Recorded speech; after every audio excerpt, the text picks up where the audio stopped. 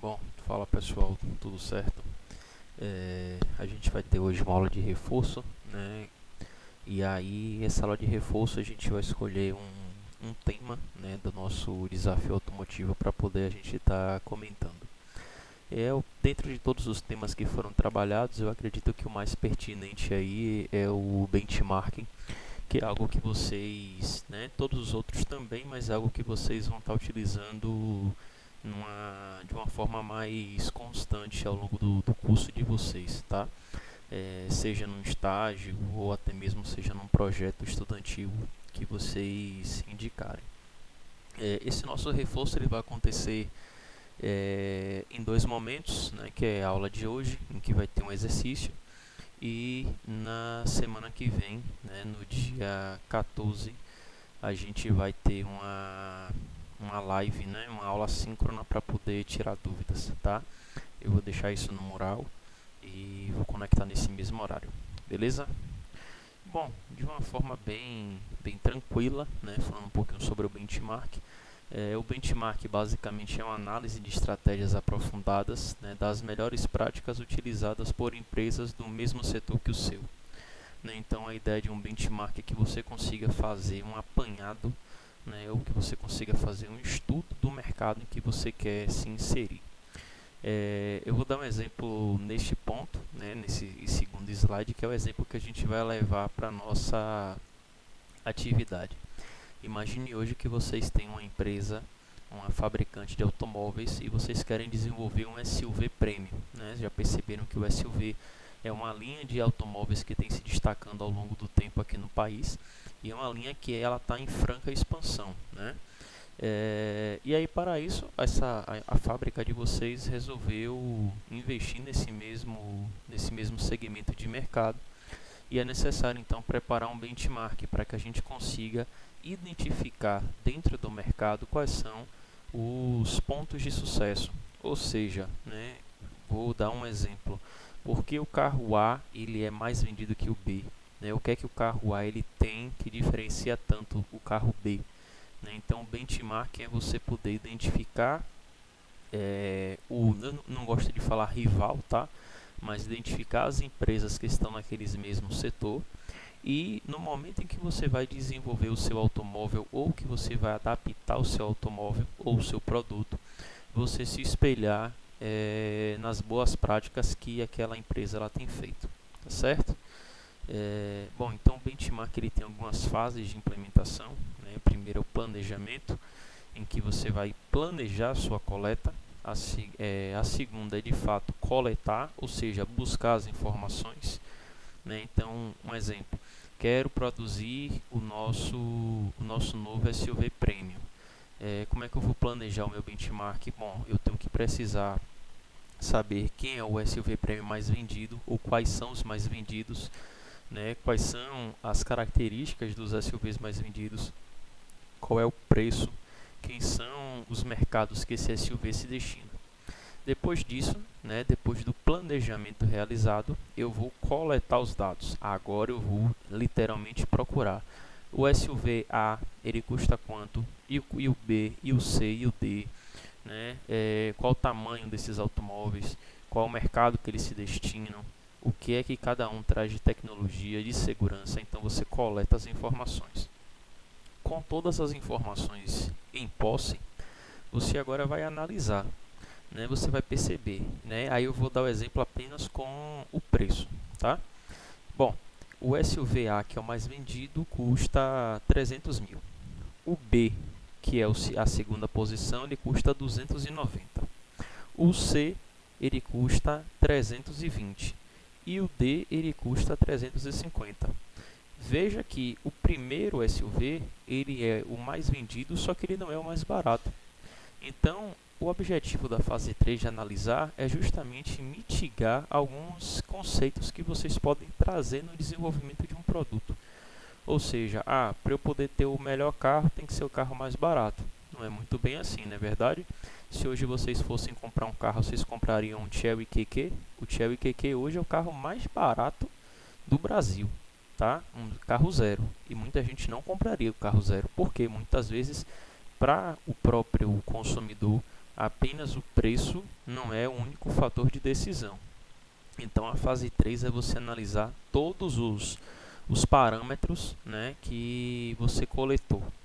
A fase 4, por sua vez, é você poder adaptar, né? O que é adaptar?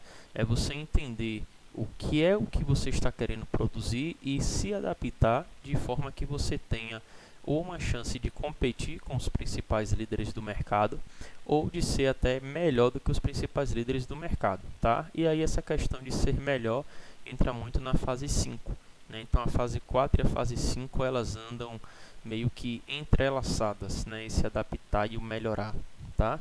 É quando você ou faz um up no seu produto ou então você constrói um novo produto, tá? Então a gente tem isso sendo executado num benchmark, tá bom? Vamos ver aqui só essa imagem aqui para entender um pouquinho do benchmark.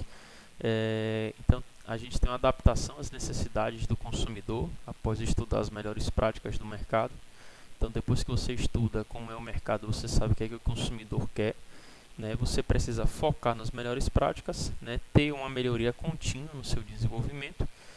Algumas vezes precisa ter parceria para dividir informações e é necessário manter um limite competitivo. Essa questão de parcerias aqui é interessante, pessoal, porque muitas vezes você percebe que montadoras têm feito parcerias para desenvolver algum tipo de produto, principalmente aí a FSA, né, que é a Fiat Chrysler, ou a PSA, que é a Peugeot, não lembro agora, acho que é Peugeot e Citroën. Eu acho que são essas duas, né? Então são fabricantes que se uniram para poder desenvolver produtos melhores, tá? Bom, só um pouquinho da história. O benchmark ele teve sua primeira aplicação bem sucedida numa empresa chamada Xerox ou Xerox. É uma empresa bem antiga, tá? Mas era líder na época de fotocopiadoras. Lá em 1970 e tornou-se rapidamente uma das ferramentas mais utilizadas quando o assunto é qualidade e melhoria de desempenho, tá? Hoje é muito comum a gente ouvir falar em benchmark. O benchmark ele torna possível a tomada de decisão, né, fundamentada em fatos e não em percepções. Por que eu estou tocando nesse ponto? Eu volto a falar do preço. Às vezes a gente acha o carro mais vendido vai ser o mais barato. Isso é uma percepção que a gente tem. Quando a gente coloca na planilha, a gente percebe que muitas vezes o mais barato não é o mais vendido. Então é necessário que a gente se atenha, né, se a gente se prenda a fatos e não a percepções que a gente traz e acha que são corretas, tá?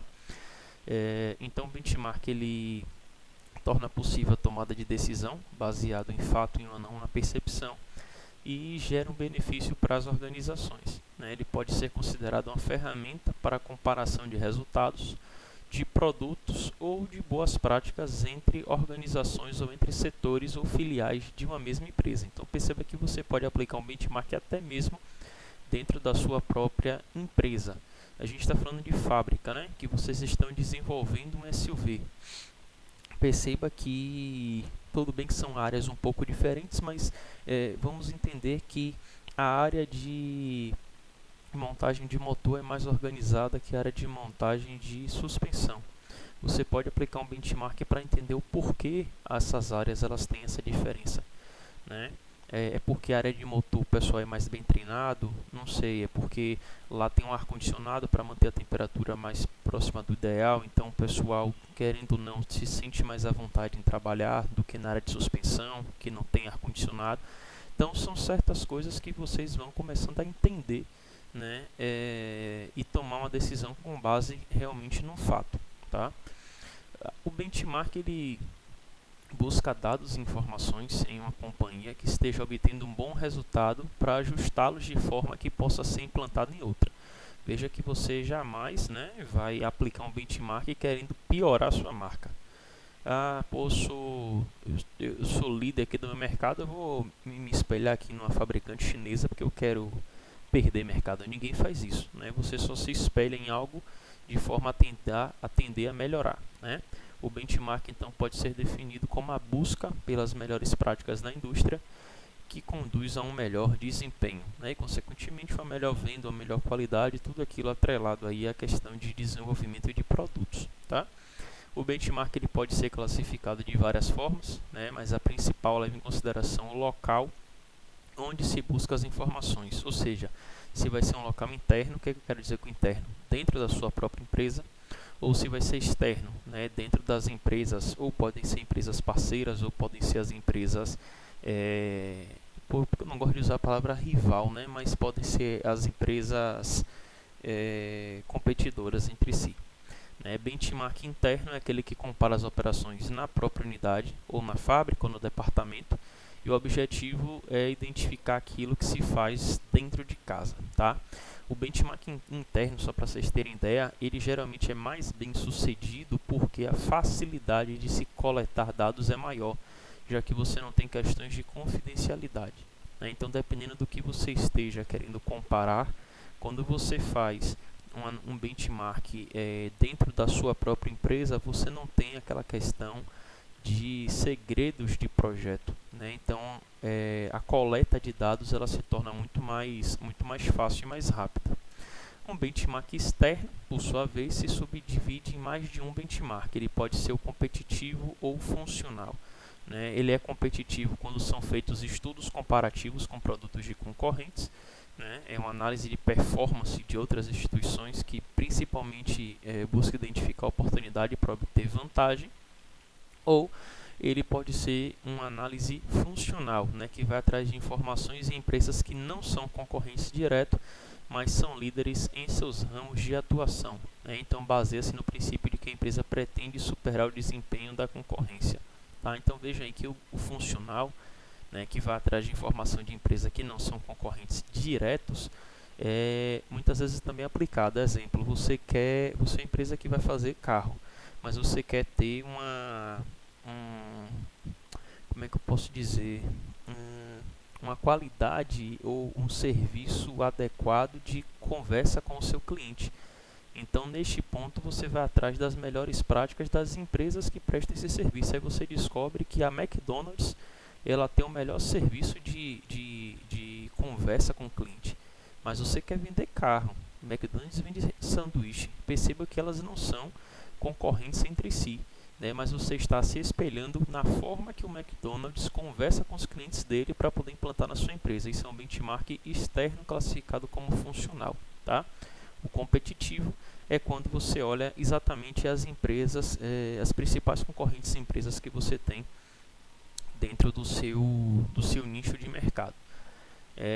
Essa é um pouco mais difícil, dependendo do que você queira comparar, porque muitas vezes você não tem todas as informações necessárias entre o produto que você quer utilizar, né? Se a gente está falando de engenharia, porque o motor da SUV da BMW ele consome só 8 por litro e o do componente do carro B, que é o da Mercedes, ele faz 8,5 e o meu está fazendo 7. É uma questão meio difícil da gente conseguir descobrir, né? Então a gente tem que resolver isso daí, tá? Bom, como atividade, pessoal, a gente tem aqui um benchmarkzinho sendo elaborado, tá? Isso aqui vai ficar para vocês. A gente tem o nosso carro, que é um SUV Premium. Vocês vão procurar no mercado aqui os 3 concorrentes. Eu já fiz uma pesquisa rápida, mas depois vocês confirmam, né? Aqui deu como Volvo XC60, Land Rover Discovery e Audi Q5. E aí vocês vão colocar aqui a motorização do carro que você quer e a motorização de cada um desses. Podem pegar sempre o top de linha para poder facilitar, né? E aí vocês vão preencher número de passageiros, dimensões, quilos, tá? Itens de segurança. Se vocês não tiverem nada em mente ainda, vocês podem deixar isso daqui em branco. Mas a ideia é que vocês, né, já tenham mais ou menos a noção do que vocês querem fazer para buscar os concorrentes para a gente ir depois para a nossa segunda etapa, tá bom? É isso aí, galera. Valeu!